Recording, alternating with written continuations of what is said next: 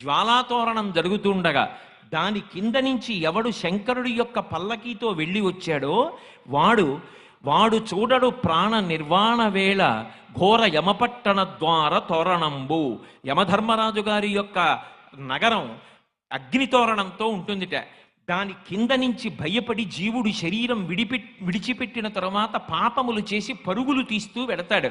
అలా వెళ్ళవలసిన అవసరం లేకుండా కార్తీక పౌర్ణమి నాడు ఎవడు శపథం చేసి స్వార్థంతో కేవలం పాపములు చెయ్యకుండా ఇక పైన 10 మంది గురించి ఆలోచించి సమాజం గురించి ఆలోచించి అందరూ నా అన్నదమ్ములు అక్క చెల్లెళ్ళన్న భావనతో త్రికరణ శుద్ధిగా బ్రతుకుతానని కోరుకుంటాడో అటువంటి వాడి పాపములు తొలగతోసి నేను అండగా ఉండి అక్కడ దూరవలసిన జ్వాలాతోరణానికి బదులుగా ఇక్కడ జ్వాలాతోరణం కింద నేను అండగా ఉండి నిన్ను తీసుకొస్తున్నాను. ఇక నీకు ఆ తోరణ దర్శనం లేదని భగవంతుడు